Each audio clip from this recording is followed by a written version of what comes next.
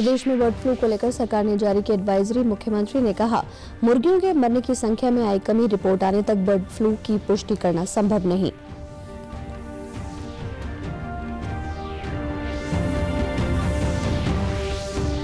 प्रदेश भर में Covid vaccination को लेकर ड्राई रन कल सभी जिलों में 3 शहरी और 3 ग्रामीण स्थानों पर सुबह 11 बजे से दोपहर 1 बजे तक होगा ड्राई रन।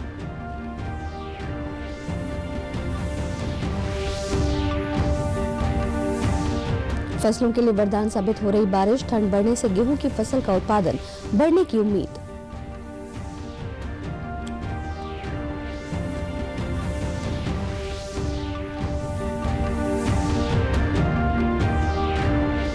और देश में कोरोना से रिकवरी रेट में वृद्धि जारी, अब तक 1 करोड़ के करीब मरीज हुए स्वस्थ, नए मामलों में लगातार हो रही है कमी।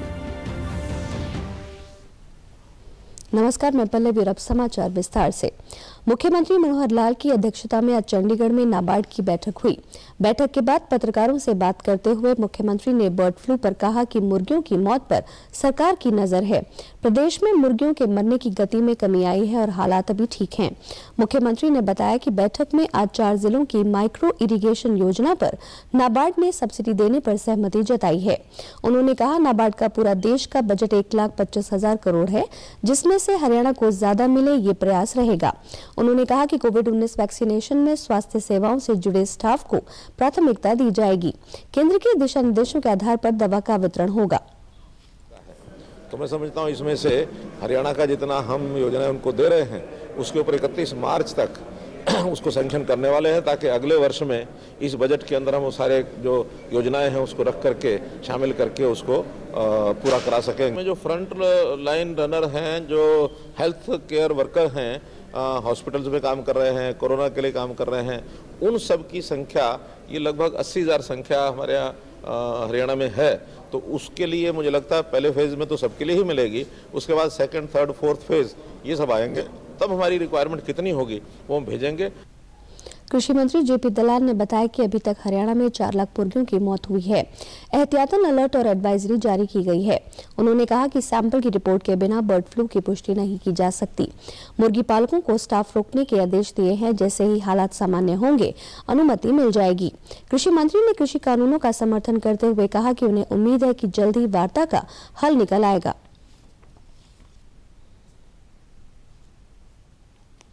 यहाँ पर लगभग 4 लाख मुर्गियों की डेथ हुई है।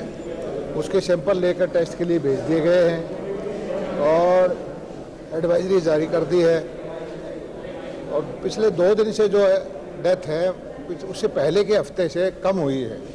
तो अभी तक हरियाणा में निश्चित तौर पर नहीं बता सकते कि बर्ड फ्लू है या कुछ और है। हमें तो उम्मीद है कि जब तक वार्तालाप है तो दोनों पक्षों की इच्छा है, जब मिलने की बात करते हैं तो दोनों पक्षों की इच्छा है समाधान निकालने की। और मुझे पूरी भरोसा है कि इस बार 8 तारीख को जो मीटिंग होगी उसमें समाधान निकल जाएगा। प्रदेश सरकार के पशुपालन एवं डेयरी विभाग ने पोल्ट्री या पोल्ट्री उत्पादों के बारे में एडवाइजरी जारी की है। सरकारी प्रवक्ता ने बताया कि एडवाइजरी में सलाह दी गई है कि उपभोक्ता पोल्ट्री या पोल्ट्री उत्पादों को अच्छी तरह से पकाकर खाएं। उन्होंने बताया कि पशुपालन एवं डेयरी विभाग को सूचना मिली है कि पिछले 10 दिनों में पंचकूला जिले के बरवाला क्षेत्र में 20 पोल्ट्री फार्मों में करीब 4 लाख मुर्गियों की असामान्य मौत हुई है। वहां से नमूने एकत्रित कर क्षेत्रीय रोग निदान प्रयोगशाला जालंधर को भेजे दिए हैं। प्रवक्ता ने बताया कि अभी तक एवियन इन्फ्लुएंजा की कोई पुष्टि नहीं हुई है। आशंका जताई गई है कि संदिग्ध बीमारियां रानीखेत या संक्रामक लोरेंजो ट्रैक्टिक्स भी हो सकती है। प्रदेश में कोविड-19 वैक्सीन रोल आउट का सफल कार्यान्वयन सुनिश्चित करने के लिए प्रदेश भर में 7 जनवरी को ड्राई रन चलाया जाएगा। सभी जिलों में 3 शहरी और 3 ग्रामीण स्थानों पर ये ड्राई रन सुबह 11 बजे से दोपहर 1 बजे तक होगा। प्रदेश के मुख्य सचिव विजय वर्धन ने कल निर्देश दिए कि ड्राई रन के समय केंद्रीय स्वास्थ्य और परिवार कल्याण मंत्रालय द्वारा जारी सभी दिशा निर्देशों की अनुपालना सुनिश्चित की जाए। मुख्य सचिव वीडियो कॉन्फ्रेंसिंग से सभी जिला उपायुक्तों के साथ कोविड-19 वैक्सीन के लिए गठित स्टेट स्टीयरिंग कमेटी तथा स्टेट टास्क फोर्स की बैठक की अध्यक्षता कर रहे थे। बैठक के दौरान मुख्य सचिव ने ब्रिटेन से आए लोगों में पाए गए कोविड-19 के नए वायरस के संबंध में निर्देश देते हुए कहा कि ऐसे लोगों की ट्रेसिंग और टेस्टिंग प्राथमिकता से की जाए, साथ ही इन लोगों के कॉन्ट्रैक्ट ट्रेसिंग भी सख्ती से की जाए। उन्होंने निर्देश दिए कि 7 जनवरी को चलाए जाने वाले ड्राई रन में जिन हेल्थ केयर वर्कर्स को शामिल किया जाना है, उनका संपूर्ण विवरण सॉफ्टवेयर में दर्ज होना अनिवार्य है। 2-3 दिनों से हो रही बरसात फसलों के लिए वरदान साबित हो रही है। बरसात से दलहन, तिलहन इत्यादि फसलों में उत्पादन बढ़ने की उम्मीद है। नूंह जिले के कृषि विभाग के उपनिदेशक ने बताया कि जिले में पानी की कमी है। यहां अधिकतर खेती बरसात पर आधारित है, इसलिए इस बरसात से यहां के किसानों को काफी फायदा होगा। उन्होंने बताया कि बरसात से ठंड बढ़ेगी और जितनी ठंड बढ़ेगी उतना ही गेहूं की फसल को लाभ होगा। के लिए है या चाहे वो सरसों के लिए है, ये हमारे लिए एक वरदान हुआ है। तो क्योंकि इससे है ना, पत्ते की जो ऊपर मिट्टी चढ़ी हुई थी वो साफ हो गई और इससे क्लोरोफिल की जो फोटोसिंथेसिस एक्टिविटी है, इससे पौधा अच्छा वो तो बनाएगा। और एक ये तो हमारे लिए वरदान साबित होगी इसमें सभी फसलों के अंदर, क्योंकि इतनी मात्रा में कोई बारिश नहीं हुई है जिसके नुकसान हो। ये तो हमारे लिए बहुत अच्छी बात है और परमात्मा से यही करेंगे कि थोड़ा रुक रुक के हमारे मतलब उचित मात्रा में अगर बारिश होती रहे और ठंड लंबी पड़ेगी। किसानों का कहना है कि बारिश उनकी फसलों के लिए काफी फायदेमंद है। अब उनको ठंड में कुछ दिन सिंचाई नहीं करनी पड़ेगी। बारिश और ठंड से गेहूं का उत्पादन बढ़ेगा। कुदरत की करिश्मा है, अच्छी बरसात हुई है, किसानों को इससे बहुत बड़ा लाभ हुआ है। डीजल और ये कि भराई की जो संसाधन है उनसे ये कि छुटकारा मिल गया है। सही मौसम पे अच्छी टाइम पे बारिश हुई है और बारिश से किसानों के चेहरे एकदम खिल गए हैं। और हम जैसे जो गरीब किसान हैं और किसान हैं बाकी सबको मेवात जैसे पिछड़ा इलाके में बारिश का बहुत बड़ा फायदा देखने को मिला है। बारिश हो रही है तो इस बारिश में छोटे छोटे ओला भी आए हैं। बाकी ये बारिश गेहूँ की फसल के लिए अच्छी है। सरसों के लिए जो ओलावृष्टि हो रही है उससे काफ़ी नुकसान होगा, तो गेहूँ के लिए बहुत अच्छी बरसात है, इसमें किसानों को फायदा मिलेगा। बारिश बहुत अच्छी हुई है, इससे फसलों को काफी फायदा पहुंचा है। हालांकि छोटा मोटा ओला भी गिरा है लेकिन उससे इतना ज्यादा कोई नुकसान नहीं है। देश में कोविड से स्वस्थ होने की दर बढ़कर 96.36% हो गई है। पिछले 24 घंटों के दौरान कुल 21,314 मरीज ठीक हुए हैं। स्वास्थ्य मंत्रालय ने बताया कि स्वस्थ होने वालों की कुल संख्या बढ़कर 99,97,272 हो गई है। संक्रमित के शिकार कुल लोगों में अब केवल 2.19% रोगियों का उपचार हो रहा है। फिलहाल देश में करीब 2,27,000 मरीज हैं। पिछले 24 घंटों के दौरान 18,088 नए रोगियों की पुष्टि हुई है। देश में संक्रमित मामलों की कुल संख्या 1,03,74,000 से अधिक है। मंत्रालय के अनुसार देश में संक्रमण से होने वाली मृत्यु दर 1.45% है, जो विश्व में न्यूनतम दरों में है। लाल अनुसूचित जाति एवं पिछड़ा वर्ग कल्याण मंत्री डॉक्टर बनवारी लाल ने बताया कि अगले 5 वर्षों में अनुसूचित जाति के विद्यार्थियों के लिए मैट्रिकोत्तर छात्रवृत्ति योजना के तहत लगभग 59,000 करोड़ रुपए के बजट का प्रावधान किया गया है। डॉक्टर बनवारी लाल ने कल चंडीगढ़ में पत्रकार वार्ता के दौरान कहा कि अनुसूचित जाति के शैक्षिक सशक्तिकरण के लिए ये सबसे अहम व बड़ी योजना है। उन्होंने बताया कि इसके तहत गरीब परिवारों के विद्यार्थियों के नामांकन करने का अभियान चलाया जाएगा और इन परिवारों के 10वीं कक्षा में पढ़ाई छोड़ने वाले विद्यार्थियों को प्राथमिकता दी जाएगी। इस योजना में उन परिवारों के विद्यार्थियों को भी शामिल किया जाएगा जिनकी पारिवारिक आय प्रतिवर्ष 2.5 लाख रुपए या इससे कम है। डॉक्टर बनवारी लाल ने कहा कि योजना के लागू होने से ड्रॉप आउट दर में कमी आएगी और विद्यार्थियों को बिना किसी समस्या के अपनी शिक्षा पूरी करने में सहयोग मिलेगा। इस योजना के माध्यम से उन्नत किए गए विभिन्न पाठ्यक्रम और कौशल भी विद्यार्थियों को उनकी पारिवारिक स्थिति व आय में सुधार करने में मदद करेंगे। समाज में बहुत पुरस्ट हैं और जो बच्चे 10वीं के बाद ड्रॉप आउट कर रहे हैं या जिनके माँ बाप निरक्षर हैं, मान लो फादर है या मदर दोनों हैं या एक है अनपढ़ है, उन लोगों को इसमें ज़्यादा अहमियत दी जाएगी। या जो बच्चे सरकारी स्कूल में पढ़े हैं उनको दी जाएगी। और इसके तहत जो हमारे प्रोफेशनल जो कोर्सेज हैं उनको भी थोड़ा स्ट्रेंथन किया जाएगा ताकि जो जॉब ओरिएंटेड कोर्सेज हैं उनको पढ़ करके उन बच्चों का जो परिवार की आमदनी बढ़ सके, इस पर भी जोर दिया जाएगा। कोविड-19 महामारी के खिलाफ देश एकजुट होकर लड़ रहा है। आप भी हमारे साथ सुरक्षा और बचाव के 3 आसान एहतियाती उपायों का संकल्प लें। मास्क हमेशा सही ढंग से पहनें, 2 गज की दूरी बनाए रखें और हाथ बार-बार धोएं। प्रदेश से जुड़ी खबरों को विस्तार से जानने के लिए आप हमारे साथ फेसबुक, ट्विटर और यूट्यूब के माध्यम से भी जुड़ सकते हैं। हमसे जुड़ने के लिए आप हमारे सोशल मीडिया हैंडल को फॉलो कर सकते हैं। हरियाणा कर्मचारी चयन आयोग द्वारा 9 और 10 जनवरी को ग्राम सचिव के 600 पदों के लिए संचालित होने वाली परीक्षा में लगभग 6,72,000 परीक्षार्थी परीक्षा देंगे। इसके लिए 17 जिलों में 879 परीक्षा केंद्र बनाए गए हैं। ये जानकारी मुख्य सचिव विजय वर्धन की अध्यक्षता में परीक्षा की तैयारियों को लेकर सभी जिला उपायुक्तों के साथ हुई समीक्षा बैठक में दी गई। मुख्य सचिव ने परीक्षा को शांतिपूर्ण और पारदर्शी तरीके से संपन्न करवाने के लिए उपायुक्तों को निर्देश दिए। उन्होंने कहा कि सभी परीक्षा केंद्रों पर कोविड-19 महामारी के मानक संचालन प्रक्रिया और केंद्र और राज्य सरकार द्वारा जारी दिशा निर्देशों की अनुपालना की जाए। साथ ही परीक्षा केंद्रों पर रैपिड रिस्पांस टीमें तैनात की जाएंगी।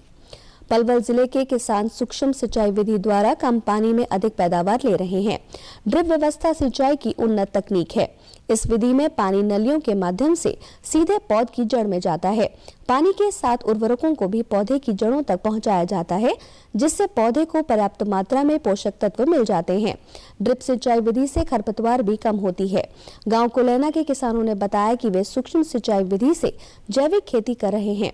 इससे पानी की काफी बचत हो रही है। हमने 2 एकड़ में लगाया है और ये हम प्रॉपर ऑर्गेनिक तरीके से कर रहे हैं। इसमें कोई भी रासायनिक खाद नहीं डालते हैं।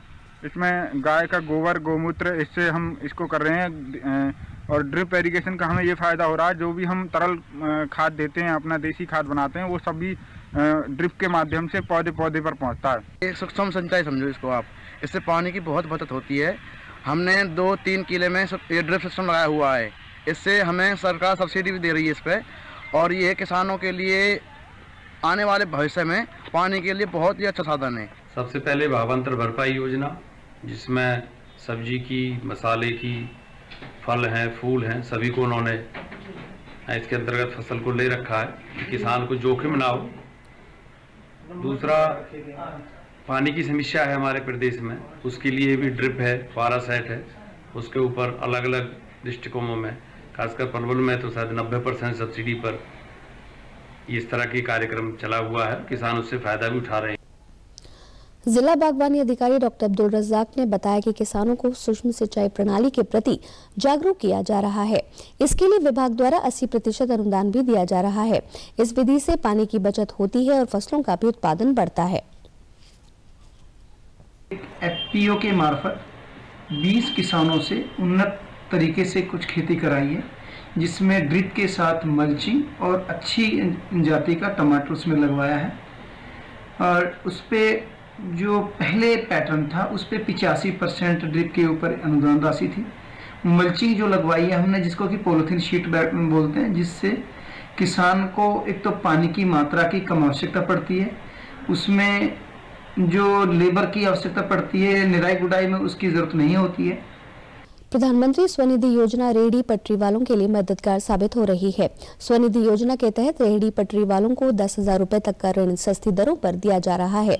लाभार्थियों ने बताया कि लॉकडाउन के बाद रोजगार को फिर से शुरू करने में स्वनिधि योजना से उन्हें काफी मदद मिली है और उनकी आर्थिक स्थिति में सुधार हुआ है। इसके लिए वे केंद्र सरकार के आभारी हैं।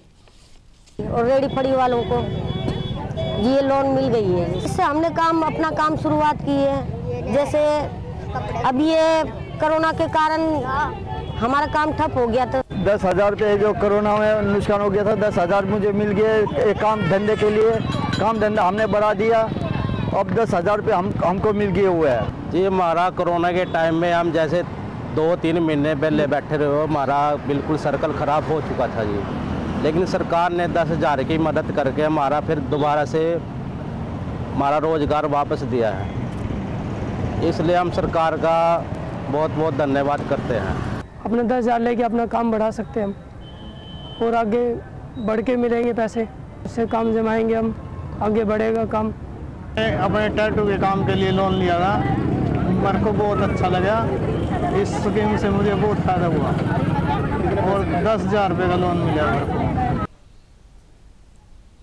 और अंत में इस बुलेटिन के मुख्य समाचार एक बार फिर। प्रदेश में बर्ड फ्लू को लेकर सरकार ने जारी की एडवाइजरी। मुख्यमंत्री ने कहा, मुर्गियों के मरने की संख्या में आई कमी, रिपोर्ट आने तक बर्ड फ्लू की पुष्टि करना संभव नहीं।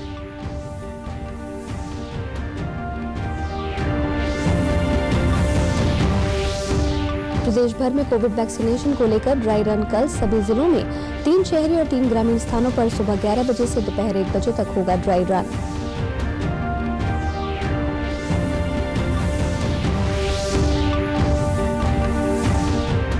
फसलों के लिए वरदान साबित हो रही है बारिश। ठंड बढ़ने से गेहूं की फसल का उत्पादन बढ़ने की उम्मीद।